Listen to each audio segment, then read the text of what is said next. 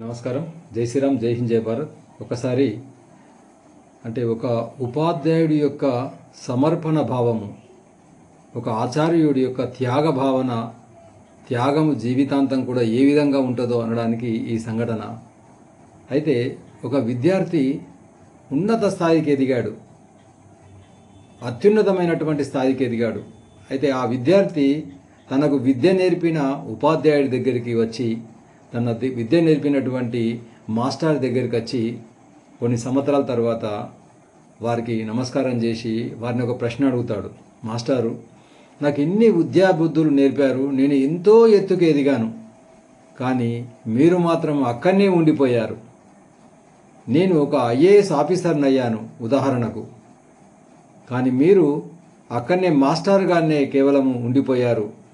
దీనివల్ల మీకు ఎలాంటి భావన, ఎలాంటి తక్కువ భావన, నేను ఇక్కడనే ఉండిపోయానే, నా శిష్యులందరూ కూడా ఎంతో ఎత్తుకు ఎదిగారే అనేటువంటి భావన ఎన్నడూ కూడా మీకు రాలేదా, మీకు బాధ కలగలేదా అని ఆ విద్యార్థి ఆ మాస్టర్ని ప్రశ్నించాడు.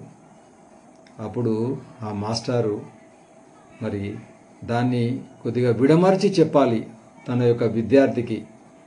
తను చదువు విద్యాబుద్ధులు నేర్పినటువంటి విద్యార్థి ఈ విధంగా ప్రశ్నించారంటే కొద్దిగా విపులంగా అర్థమయ్యే విధంగా చెప్పాలనేటువంటి ఉద్దేశంతో ఆ మాస్టర్ చెప్తాడన్నట్టు. నాయన, ఒక 50 అంతస్తుల బిల్డింగ్ ఉందనుకోండి, 50 అంతస్తుల బిల్డింగును 50 అడుగుల బిల్డింగును 50 అంతస్తుల బిల్డింగును 50 అడుగుల మనిషి కడతాడా? కట్టడు కదా.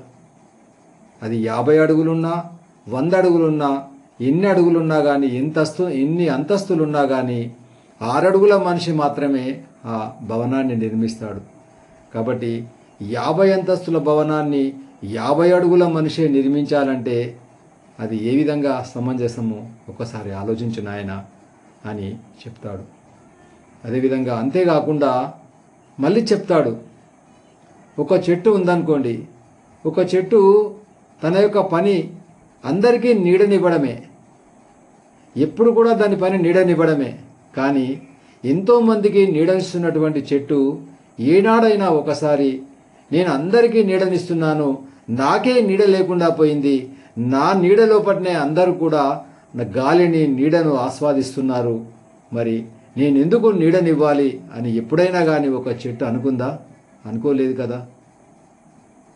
అదేవిధంగా నేను ఒక చెట్టులాగా అందరికీ నీడనిస్తున్నాను, సాంత్వన కలిగిస్తున్నాను. నా సాంత్వన లోపల, నా నీడ లోపల ఎంతోమంది ఎంతో ఎత్తుకు ఎదిగారు.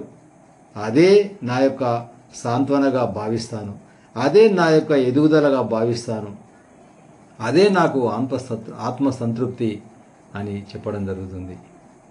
ఇది ఒక ఉపాధ్యాయుని యొక్క త్యాగనిరతికి, ఉపాధ్యాయుడు జీవితాంతం కూడా ఉపాధ్యాయుడిగా ఉండడానికి ఏ విధంగా సమంజసము అనడానికి మరి ఇదొక గొప్ప ఉదాహరణగా నేను భావిస్తాను. సోషల్ మీడియాలో వచ్చినటువంటి ఒక కథను మీ ముందుకు తీసుకురావడం జరిగింది. ఈ వీడియో మీకు నచ్చినట్టయితే 10 మందికి షేర్ చేయండి, ఛానల్ను సబ్స్క్రైబ్ చేయండి అని కోరుతూ జై శ్రీరామ్, జై హింద్, జై భారత్.